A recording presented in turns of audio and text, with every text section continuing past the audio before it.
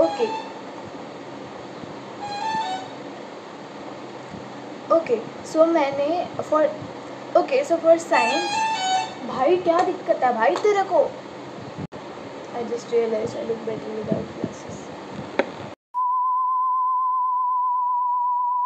Hey people, how are you all? Welcome to Kirti's Cosmos. In today's video, I am going to tell you how I studied for my class 10th boards.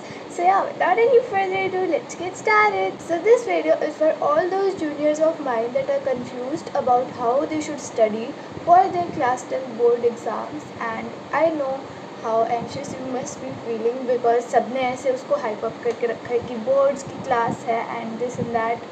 So ऐसा कुछ है नहीं, but yeah. So I know you might be confused right now, and I thought if I told you how I studied, how a senior of yours studied for their class 10th and ended up scoring 90 plus, then it will help you a lot to get an idea on how you should study. So to be honest, मैंने अपनी पूरी 10th one shots से ही करी है।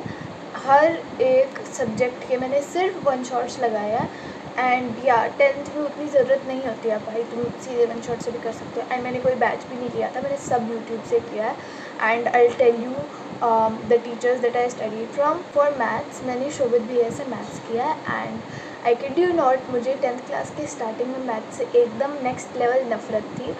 And शोभित भैया की वजह से I started to love maths and it's currently my favourite subject. And SST के लिए तो हम सबको पता है कि भाई कौन बेस्ट है, Digraj sir supremacy. I don't even need to say anything else. I mainly studied biology and chemistry from Prashant भैया। एंड लेकिन जो कार्बन एंड इट्स कंपाउंड्स वाला चैप्टर था वो मैंने लास्ट में सानिया मैम से किया था। एंड या उन्होंने मतलब बेटर एक्सप्लेनेशन के साथ करवाया था। So I would recommend you to watch her lecture for that particular chapter.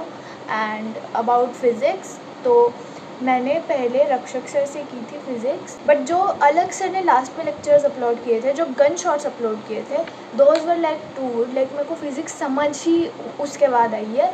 So I would highly recommend you to watch those instead of anything else.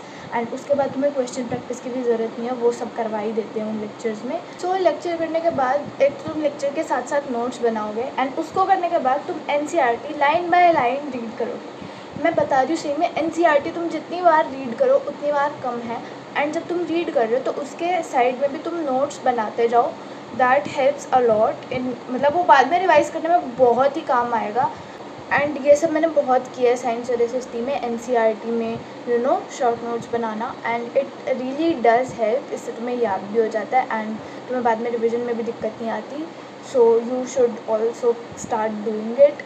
मैंने NCERT बहुत बाद में रीड करना स्टार्ट किया था, लाइक सीरियस होकर बहुत बाद में रीड करना स्टार्ट किया था इन लाइक दिसंबर, जब मेरा सारा सिलेबस एक बार कंप्लीट हो गया था वन शॉट से। But you should start doing it right now because it really helps you have a better understanding of the chapter जब तुम उसको रीड करते हो और साइड में लिखते हो, अपने खुद के नोट्स बनाते हो। मेरा सारा सिलेबस दिसंबर के फर्स्ट वीक में कंप्लीट हो गया था। एंड उसके बाद मैंने सभी चैप्टर्स की इंडिविजुअल रिविज़न 2 बार और करी। Keep in mind, I'm talking about the main subjects like science, SST and maths right now. Language subjects की तुम NCERT रीड कर लो, तुम उसके PYQs प्रैक्टिस कर लो and that would be it. Like तुम सैम्पल पेपर्स प्रैक्टिस कर लोगे तो तुम्हें आइडिया भी हो जाएगा कि पेपर का पैटर्न कैसा है। And they are not that hard to be honest. Talking about maths specially, तुम उसकी NCERT जितनी बार सॉल्व करो, आई रिपीट, जितनी बार सॉल्व करो उतनी बार कम है। क्योंकि जैसे ये जो चैप्टर्स है ना, surface area, volume, triangles, trigonometry, circles, इनके क्वेश्चंस सीधे उठ के आते हैं और मतलब स्टेटमेंट, डिजिट कुछ भी चेंज नहीं होता, सीधे के सीधे आ जाते हैं। प्रीवियस ईयर के क्वेश्चन पेपर्स होते हैं, तुम भाई उनके MCQs प्रैक्टिस करके देखो। तुम चाहे सिर्फ पूरा पेपर मत सॉल्व करो, तुम सिर्फ MCQ सॉल्व करके देखो, क्योंकि MCQ में मार्क्स एक बार कट गए तो कट गए। तुम थ्योरी में कुछ लिख के आओगे या फिर तुम कुछ सॉल्व करके आओगे तो तुम्हें कुछ तो मार्क्स मिलेंगे। MCQ गलत हो गया तो कुछ नहीं मिलेगा उसका। तो इसलिए MCQ practice is really necessary according to me. So as your senior I would highly recommend you to do MCQ practice. चाहे फिर सेम MCQ तुम्हारे एग्जाम में ना आए, बट तुम्हें आदत हो जाएगी स्टेटमेंट अच्छे से रीड करने की and most probable answer select करने की। Okay, so if we talk about the resources, I used together with sample paper books for science and SST. I solved the most likely sets by Edure for maths. I did 1 or 2 sample papers by Ostwal for maths as well.